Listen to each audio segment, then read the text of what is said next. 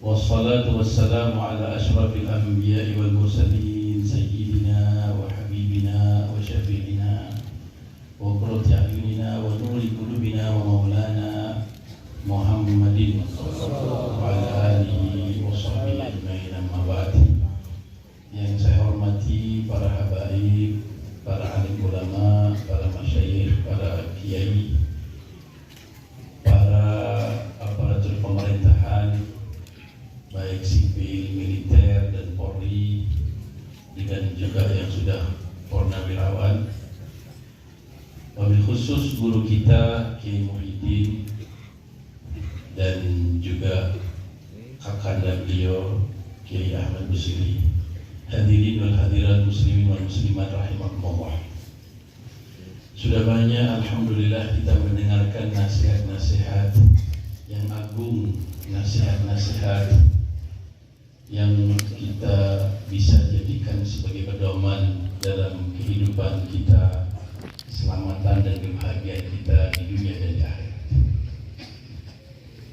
Dan saya sedikit saja menyimpulkan bahwa inti diutusnya junjungan kita Nabi Abu Muhammad SAW. Dan kita tahu alam semesta ini dicipta oleh Allah karena Nabi Muhammad. Kita tahu dari diceritakan bahwa dengan mengikuti Nabi SAW akan kita diselamatkan oleh Allah Subhanahu Wa Taala di dunia dan di akhirat. Amin. Maka kesimpulannya para jemaah yang mulia, kemuliaan kita, kejayaan kita, keselamatan kita yang hakiki dan abadi dan sejati adalah di dalam kita ya membawa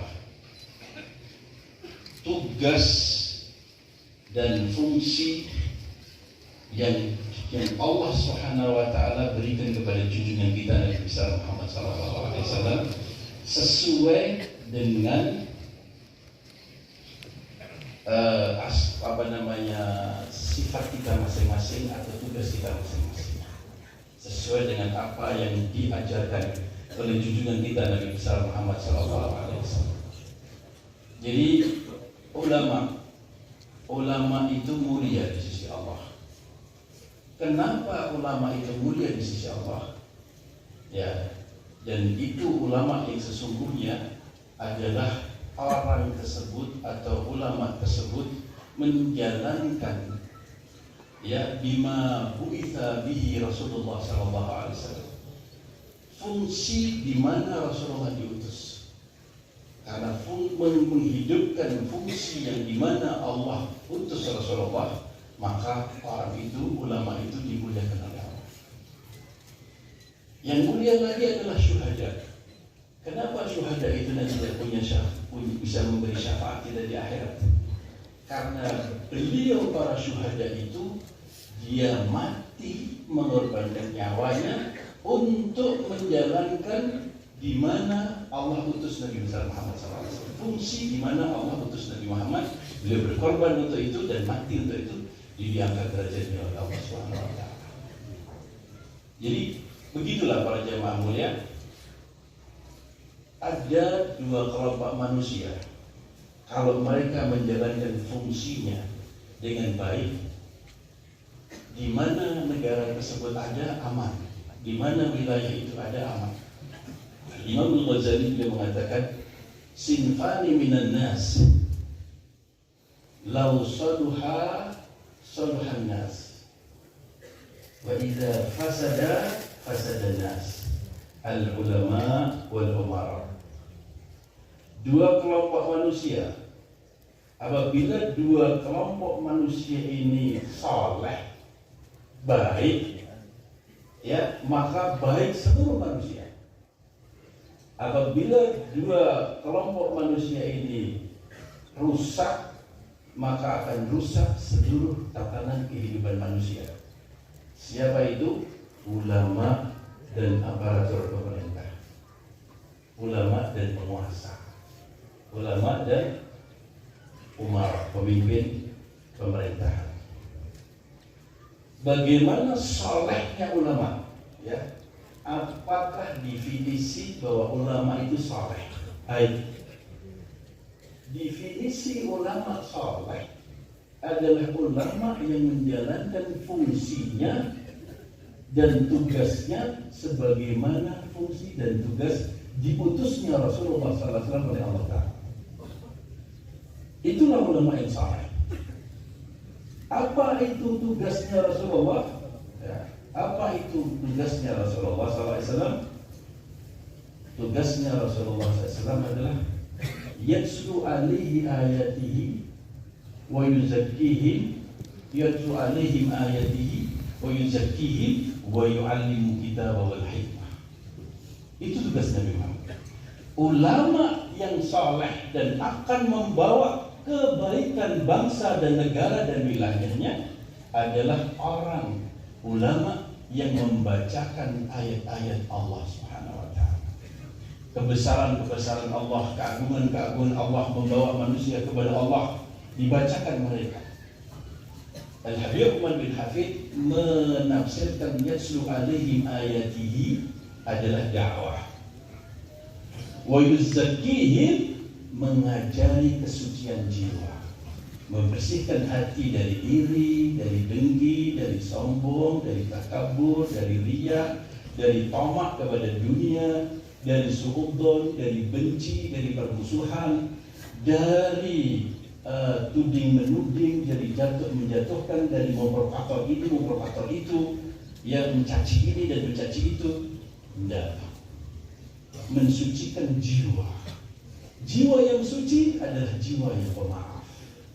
Jiwa yang suci adalah jiwa yang amanah. Jiwa yang suci adalah jiwa yang adil. Jiwa yang suci adalah jiwa yang menyambung hatinya kepada Allah dan Rasulullah. Jiwa yang suci apabila dipandang wajahnya ingat kepada Allah. Jiwa yang suci adalah jiwa yang memerintahkan orang untuk sujud dan rukuk kepada Allah Subhanahu wa taala. Jiwa yang suci adalah jiwa yang iba apabila melihat orang sengsara, melihat anak yatim, melihat fakir miskin, melihat orang susah, hatinya tidak tahan untuk menolongnya. Jiwa yang suci adalah jiwa yang membawa manusia nyambung kepada Allah Subhanahu wa taala. Itu makna wa yuzakkihim wa yu'allimuhumul kitaba wal hikmah. Mengajari kitab adalah Al-Quran, hikmah adalah sunnah-sunnah, sifat-sifat mulia, contoh-contoh teladan Nabi Muhammad SAW. Ulama adalah orang yang mengajari Quran. Ulama adalah orang yang mengajari hadis Rasulullah SAW, sifat-sifat mulia, mengenalkan sifat mulia baginda, mengenalkan orang kepada ayat-ayat Al-Quran, mengaji fikih supaya orang tahu syariat, ya, tahu caranya puasa, tahu caranya zakat, tahu caranya haji, tahu caranya salat, tahu caranya birrul walidain, tahu caranya menyantuni anak yatim, ya, mengajari kitab, ya, dan sunnah Nabi SAW memberi teladan dengan di tengah-tengah manusia. Inilah ulama yang saleh. Ya, inilah ulama yang saleh. Kalau semua ulama, para kiai, para habaib, para ustadz bersatu dalam tolong-menolong, bantu-membantu untuk dakwah ilallah, untuk mensucikan jiwa umat manusia dengan tasawuf, dan juga untuk mengajari manusia dari kebodohan menuju kepada terang benderang, maka akan turun rahmatnya Allah, akan turun barakahnya Allah, ya. Dan Allah Subhanahu wa taala akan munculkan kedamaian, kenikmatan, kebahagiaan di tengah-tengah masyarakat. Dimunculkan oleh Allah pemimpin-pemimpin yang baik, pemimpin-pemimpin yang amanah, akan muncul dengan sendirinya. Allah gerakkan, karena pilihan pemimpin yang didatangkan oleh Allah di satu negeri itu adalah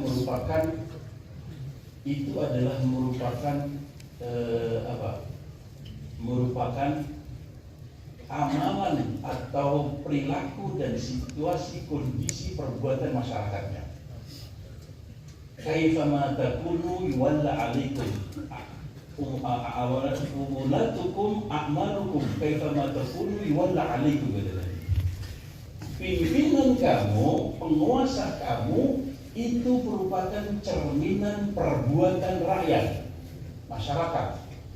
Bagaimana masyarakat dalam kondisinya, dalam hubungannya kepada Allah, disitulah akan didatangkan pemimpin. Jadi kalau masjid-masjid sepi, ulama para masyarakat ini salat pun tidak, zakat tidak, ya, puasa tidak, malah karaoke rame, ya, hiburan-hiburan kemaksiatan rame, ya, di mana-mana orang berbuat dosa rame, hal-hal yang melalaikan kepada Allah itu rame. Tapi masjid sepi, orang ngaji sepi, orang hadir maulid sepi, ya, baca Quran tidak pernah. Dan kondisi yang seperti itu, maka Allah akan datangkan pemimpin di negeri itu, pemimpin yang lalai seperti masyarakat. Dan itu merupakan siksaan dari Allah kepada masyarakat tersebut supaya kembali kepada Allah SWT. Rasulullah bersabda, ya, a'malukum bulatukum kaifama takunu yuwalla alaikum. Perbuatan kamu itu merupakan cerminan daripada pemimpin kamu, dan bagaimana kamu berkondisi dan keadaan, begitulah Allah datangkan pemimpin.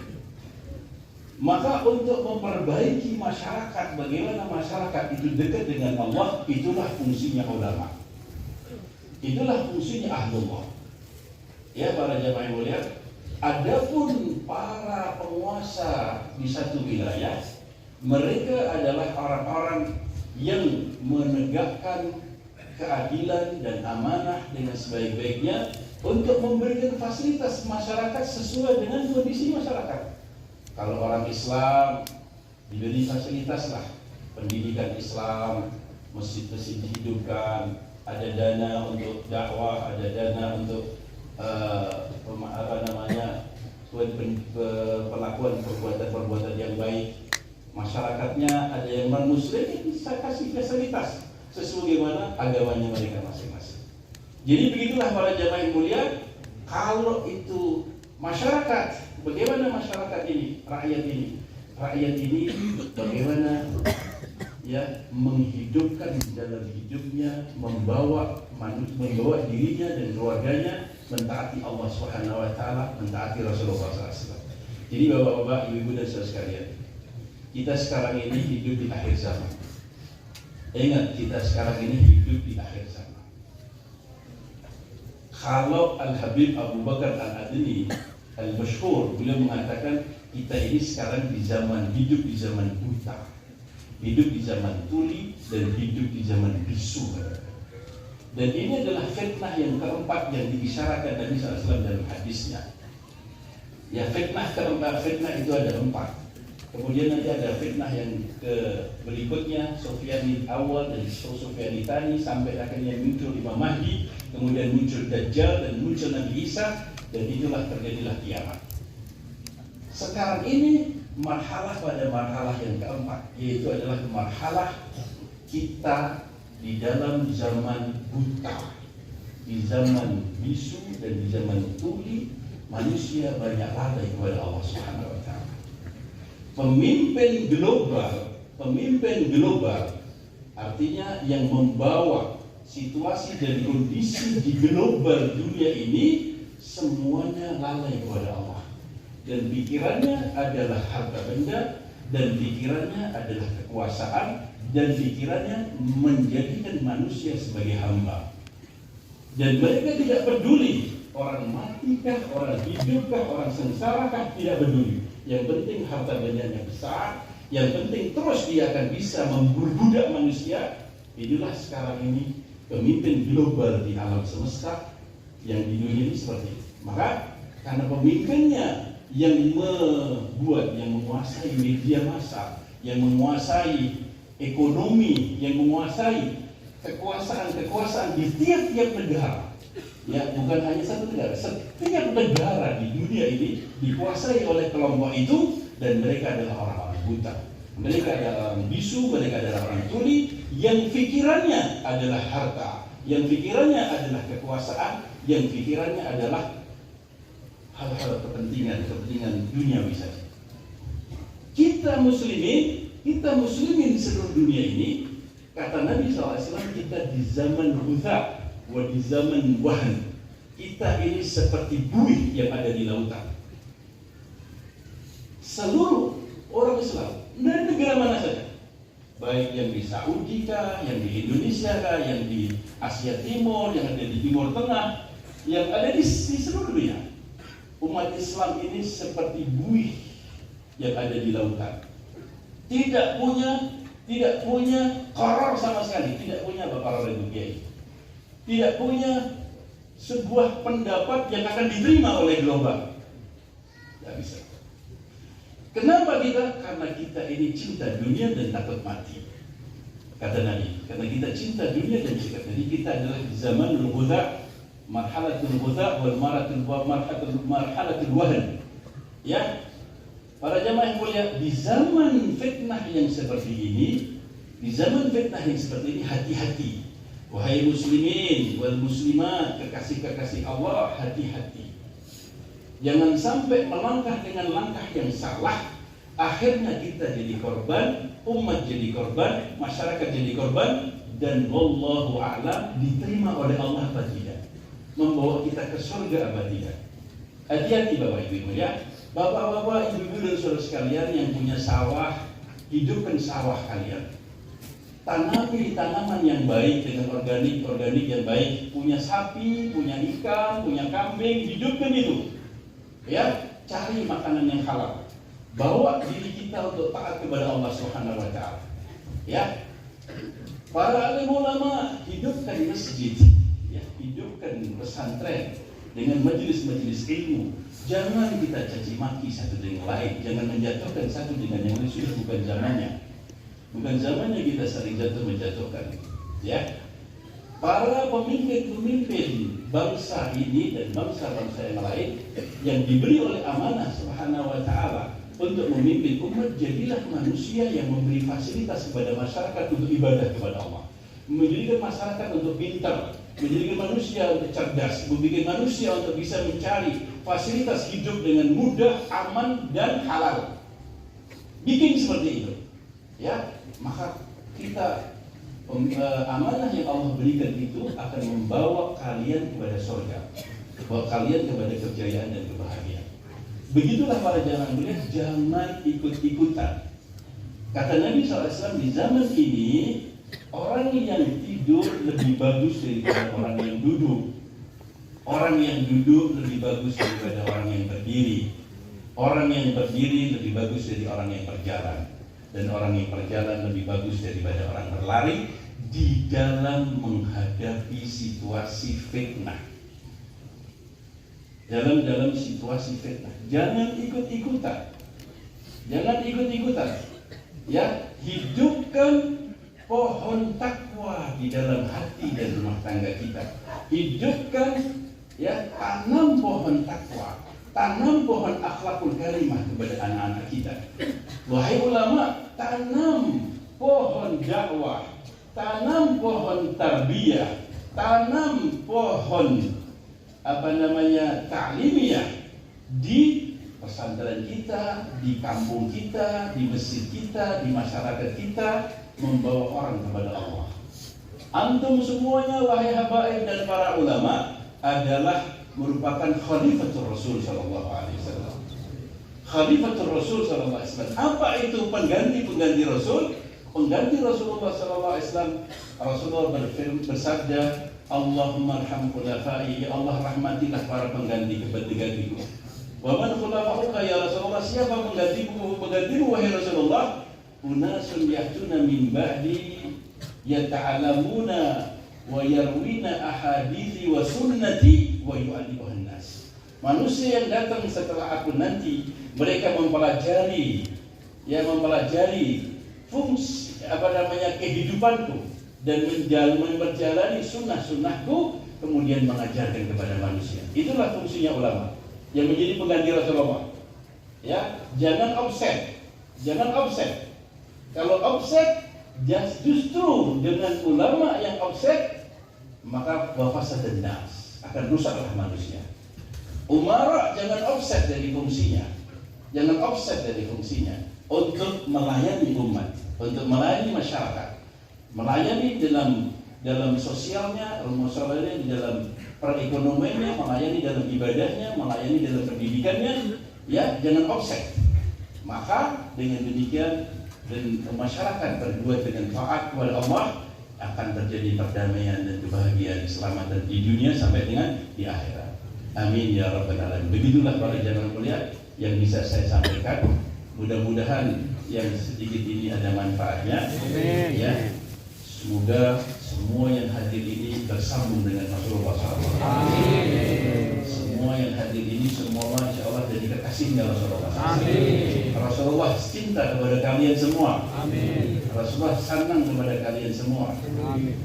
Hiduplah bersama Rasulullah, maka kalian akan dijamin masuk surga. Amin. Hiduplah bersama Rasulullah, Anda masuk surga tanpa melalui neraka. Hiduplah bersama Rasulullah, kalian tidak akan digoda oleh syaitan. Syaitan akan jauh dari kalian. Hiduplah bersama Rasulullah, kalian akan dicintai oleh Allah SWT.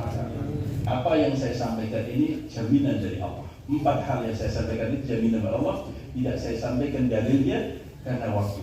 Hiduplah bersama Rasulullah, jaminan apa? Kalian pasti masuk surga.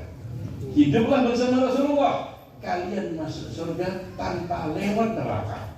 Hiduplah bersama Rasulullah, maka kalian akan dijauhkan dari godaan iblis dan syaitan. Hiduplah bersama Rasulullah, kalian akan dicintai oleh penguasa alam semesta. dan jaya abadi nikmat sejati dunia dan akhirat. Amin. Amin. Ya Allah, ya Rahman, ya Rahim, ya Hayyu ya Qayyum, ya Dzal Jalali wal Ikram, ya Arhamar Rahimin, ya Arhamar Rahimin, ya Arhamar Rahimin. Irhamna walidina wa masyayikhina wa muallimina wa jami'al muslimin wa farrij anna wal muslimina ya rabbal alamin. Nas'aluka al-'afwa wal afiyah wal mu'afata daimah fid din wad dunya wal akhirah. Allahumma inna nabatu ni'matik fala taj'alna hasadan nikmatik. Allahumma inna nabatu ni'matik fala taj'alna hasadan nikmatik. Allahumma la tahrimna khaira ma indaka li syarri ma indana fadlan wa ihsana. Allahumma inna nas'aluka min kulli khairin ahata bihi ilmuka fid dunya wal akhirah wa na'udzu bika min kulli syarrin ahata bihi ilmuka fid dini wad dunya wal akhirah. Ya malikat dini wad dunya wal akhirah. Allahumma inna nas'aluka min khairi ma sa'alaka minhu 'abduka wa nabiyyuka Muhammadun sallallahu alaihi wasallam wa ibaduka salihun wa na'udzu bika min syarri ma sta'adaka minhu 'abduka wa nabiyyuka Muhammadun sallallahu alaihi wasallam wa ibaduka salihun wa antal musta'an wa 'alaikal balagh wa la hawla wa la quwwata illa billahil 'aliyyil 'azim. Allahumma amur ajsadana bi ta'atik wa amur qulubana bi mahabbatik wa amur arwahana bi ma'rifatik wa amur asrarana bi musyahadatik ya rabbal alamin. Allahumma ya hayyu ya qayyum ya dzal jalali wal ikram ya arhamar rahimin. Allahumma barik lana fi auladina, Allahumma barik lana fi tulabina, Allahumma barik lana fi ahbabina, Allahumma barik lana fi muslimina muslimat wa fathum wa la tadurhum wa fiqhum fi ta'atika warzuqna birrahum wa barik lana fil hal wal mal wal ahl wal iyal ya karim ya muta'al bi rahmatika ya arhamar rahimin. Allahumma ya Allah ya Rahman ya Rahim ya Hayyu ya Qayyum ya Dzal Jalali wal Ikram ya arhamar rahimin. Nas'aluka imanan kamilan wa yaqinan sadiqan wa qalban khashi'an wa lisanan dhakiran wa ilman nafi'an wa rizqan halalan daiman wasi'a wa taubatan nasuha wa taubatan qabla al-maut wa shahadatan 'inda al-maut wa maghfiratan ba'da al-maut wa 'afwan 'inda al-hisab wa amana min al-'adab wa nasiban min al-jannah warzuqna nadhara ila wajhil karim ya Rahman ya Rahim. Ya Allah, biniyati bi anna Allah yaj'al hadha majlis marbutun bi Nabi sallallahu alaihi wasallam rabtan la yanhal wa yati ki muhidin wa usurihi wa alibatihi wa tulabihi wa awladihi wa jami'i dhawihi wa aqaribihi. Allahumma yu'tihim as-sihha wal afiyah kama zahiran batinan tul umur bi ta'atillah wa yu'tihim al-arzaqan kathiratan mubarakatan manfa'atan bid dini wa dunya akhirah yashmulna wal hadirin min al-khair ad-dunya wal akhirah. Rabbatna bin nabi rabtan la yanhal اتصلنا بالنبي اتصالا قوية دائمة أبدية في الدين والدنيا والآخرة يا رب العالمين. يا الله يا غوثاه يا رباه رقينا إلى مراتب الإيمان، رقينا إلى مراتب اليقين، علم اليقين عين اليقين وحق اليقين، رقينا إلى مراتب الإحسان، رقينا إلى مراتب الإحسان، رقينا يا الله إلى مراتب الإحسان بجاه ولد أدنان. سهل جميع الأمور، سهل جميع الأمور يا الله. يدفع عنا وعنكم وأسرنا وأهل بيتنا والمسلمين والمسلمات جميع شر الفتن والمحن والأمراض والأسقام والوباء ما ظهر منها وما بطن واصلح لنا شأننا كله برحمتك يا أرحم الراحمين. وبنية الأرواح والدينا والديكم وعوتنا وعوتكم ومشايخنا ومعلمينا أهل الزنبل أهل الفرات أهل الأقدار أهل الوكي أهل المألة أهل المدينة أهل مكة وجميع أولياء الكون وخاصة أولياء في سمودة وأولياء في الجوار الغربية وأولياء التسع ومشايخنا ومعلمينا جميع المسلمين والمسلمات ولدينا ولدكم وأعطينا وأعطيكم بأن الله يغفر لهم ويرحمهم يغفر لهم ويرحمهم يغفر لهم ويرحمهم ويعلي درجتهم في الجنة وبارك علينا بركاتهم وأسرارهم وعلومهم ونفعاتهم في الدين والدنيا والآخرة واختم لنا ولكم بالحسنى بعد أمور طويل في طاعة الله بخير ولطف وعافية وإلى حضرة النبي صلى الله عليه وسلم. الفاتحة. يا رب من كتوى الصفا بمحمد اغفر لنا يا سامعا لدعاءنا يا